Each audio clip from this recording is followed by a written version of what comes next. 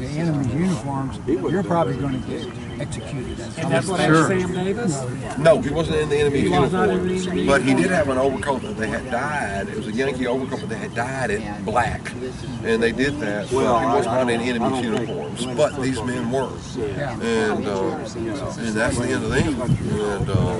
And so that's another story right there. I mean, what else could you think?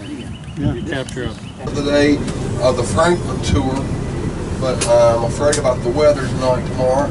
So I'm going to take you to the city cemetery. Why? One, the unknown soldier. How many of you know about that? May of 2009, about a quarter mile from where we ate, building the Chick-fil-A, and diagonal of that, they found an unknown soldier. He had eagle buttons, but most Confederates had eagle buttons or wooden buttons, or a ton of them did. They don't know what side he was on. But in October of 2009, the whole city came out, meaning many, and the Federal Color Guard, Confederate Color Guard, Fort Campbell soldiers, the horse with the boots, you know, backwards. They had his body in state at St. Paul's Episcopal Church. Beautiful ceremony. And then they reinterred him in the city cemetery. And I want to show you that. Also, Captain Todd Carter's grave. How many of you are familiar with him? You'll hear a lot about him there. And a doctor that was killed, mortally wounded in the battle. 3 Confederate doctors were killed or mortally wounded. Hold on. No dentist. Take it right. 3 Confederate doctors were killed or mortally wounded in this battle. 3 Confederate chaplains were killed or mortally wounded in this battle. We're going to get the nuts and bolts and the gore, and it's the 9th level of hell tomorrow. Ain't no doubt about this. Today's been maneuvering, skirmishing. Well, a hell of a skirmish at Spring Hill, but tomorrow is going to be. It's not going to be a mint julep, magnolia, and moonbeam tour tomorrow. I promise you that. Were the dentist combination of blacksmith, dentist, barber? Is that what the dentist? But sometimes, honestly, I have thousands of mini balls, 13 cannonballs. I found myself, and I know. But sometimes I think after a tour, my God, did this really happen? Is this a dream? Is this an absolute dream? Am I in a haze? Yeah, it happened, all right. And I can't believe all those people. Now they claim there's 750,000, not 100,000 citizens. I think it's more than that, personally, a lot more.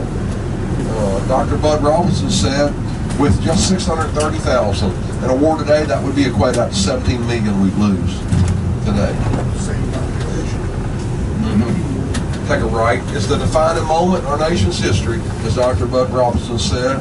Ed Barr says you can't understand this country unless you understand this war. You cannot understand this country. It is, we're a nation now, and not a country with individual states and such.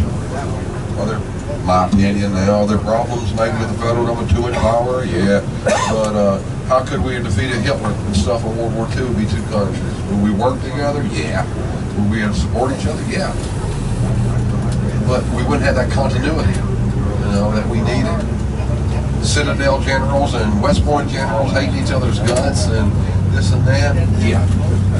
Maybe that was Lincoln's true genius, not 20 years after the war, it's 100 years after the war. Maybe that's his genius.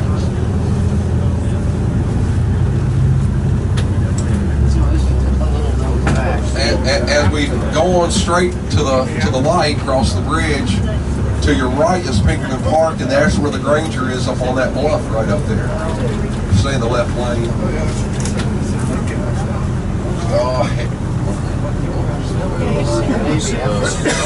Anyway, Fort Granger is right up there.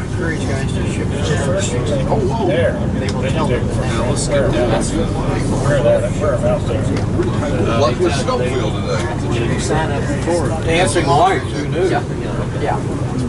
After the war, Schofield, as you know, became commander of all the U.S. armies, and he gave himself the Medal of Honor for leading an attack at Wilson Creek where nobody followed him. He crawled back on his hands and knees. He gave himself that Congressional Medal of Honor. And also all those messages going to Washington about Thomas not moving, guess what?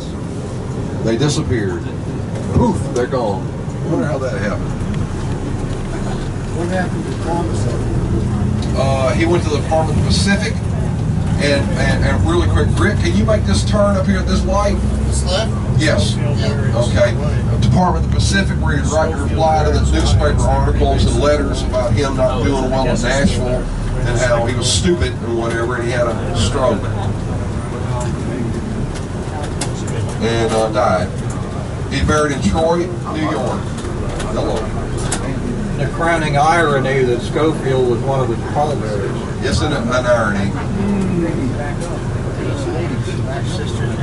They said there were a lot of hard feelings going on there.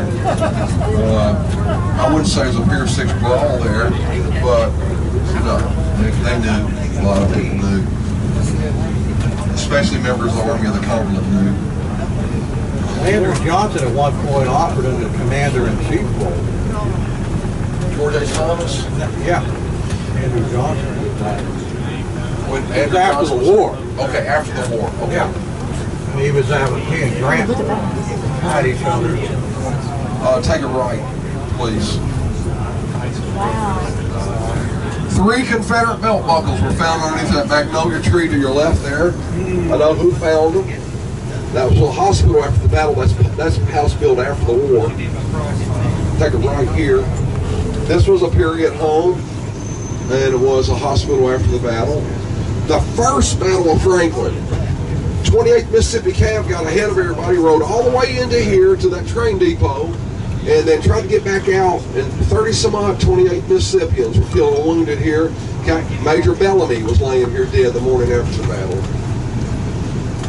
So we're going to go that way, God willing.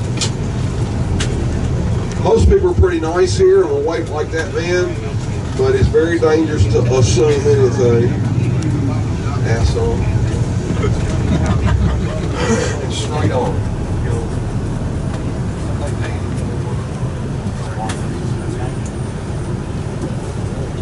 Tomorrow will be very intense. It'll be very emotional. And it's going to be extremely graphic tomorrow. There's no way you can paint it. Pat Claiborne said, all war is cruel. And what does Sherman say? War is hell. And you cannot recline it. You cannot refine it. The Masonic temple here. Straight on. What does Robert E. Lee says? So they claim. Too bad we don't like it or something. At Fredericksburg, he said. Yeah.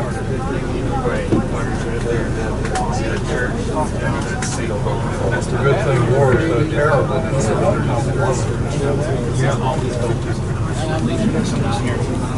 Tom, when the trust was here for a grand review, we had a tour of the Masonic temple.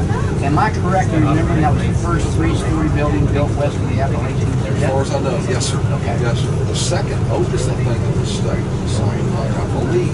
Yeah. Yes.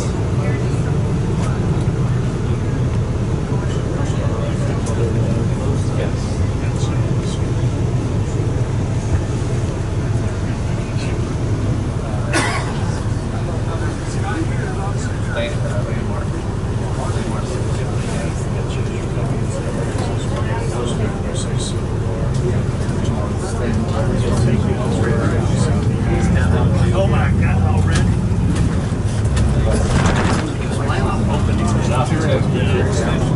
Last time I was in there. Okay, we're going to go through this light.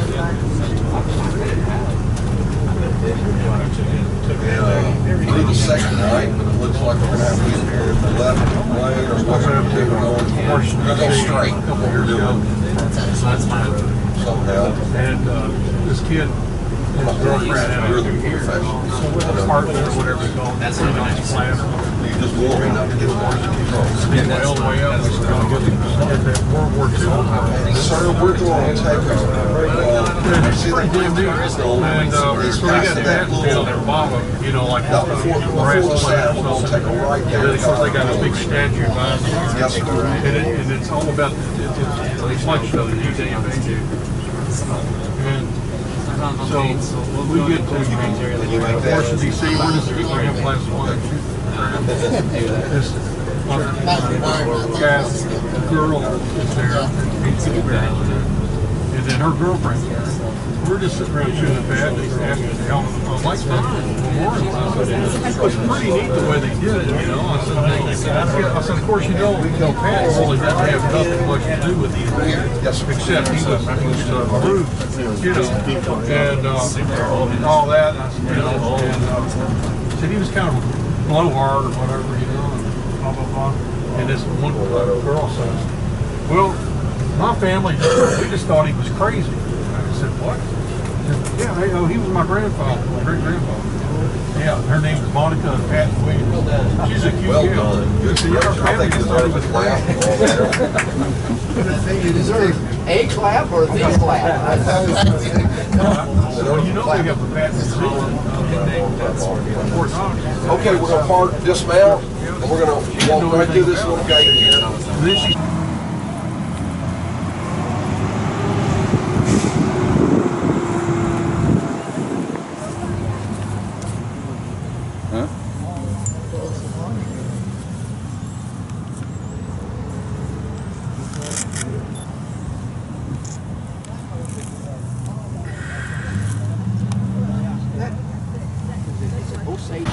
And there's two cemeteries. The older one is right over there, and this is started in the 1850s. And this is a story I grew up with from a little boy. His name was Captain Cartwright Todd Carter. He was a lawyer. You wouldn't hold that against him, would you? I have a lot of lawyer friends. A lot of them. But he enlisted May 18th, 1861 in the 20th Tennessee. And he was at Mill Springs. He was on the bodyguard that recovered Zollicoffer's body, you know, after they gave it over, and went to Richmond with prisoners. And he served in the battles of Mill Springs, Shiloh, Baton Rouge, Vicksburg, Stones River, Chickamauga. When Missionary Ridge was pierced at Red House Ford, that's right behind Missionary Ridge, he was captured and went to Johnson Island, where on January 1st of '64, it was 10 below zero. There was one oven trying to heat up 240 men. He had been transferred to Point Lookout, Maryland, when he escaped from a train through Pennsylvania and made his way back to the Army at Dalton, Georgia. His horse Rosecrans at Red House Ford had come back to the Army without him, and his horse was there. And he was on General T.B. Smith's staff, Thomas Benton Smith's staff. That may ring a bell for some of you, Shies Hill. Yeah. And now, the troops are deploying in line of battle. Captain Carter could see his home in the distance. He hadn't been home since May '61. It's like a movie here. Nobody could write a movie more poignant than this. He pulls out his field glasses, we call binoculars now, views the enemy's positions, returns them the case. And he comments to General Smith, he said, "Sir, I'm going home today." He pointed to a man named J. Smith and said that if Kent the color bearer falls, will you, my brave man, carry these colors forward? The man said, "Yes, I will." Captain Carter, at the moment of his destiny, mounted on his horse Rosecrans, drew his sword, and appropriately enough said, "Follow me, boys, I'm almost home." I'll show you where he was wounded. He had, the mortal wound initially was right here. I have held the bullet they dug out of his head because the family owned it until about 3 years ago and gave it to the Carter house. And tell me that wasn't. But he laid out there all night long and went below 32 degrees that night, where it saved lives, could stop the bleeding. Others would have to be pried off the ground with the blood. He was wounded, they said, 7 other times. They don't say where. Presumably arms, legs, or something. And the next morning, after the Federals retreated to Nashville, the sisters out in front of that house taking care of the wounded on both sides. An Alabama soldier walks up, and the sisters ask, "Where's Claiborne's? We have a brother in Claiborne's." You'll know tomorrow where they pointed, the cotton gin. Moscow, the oldest son, moved over there, couldn't find his brother because he wasn't in Claiborne's. He was in Bates' division, Smith's brigade. And in time, General Smith informed the family he's wounded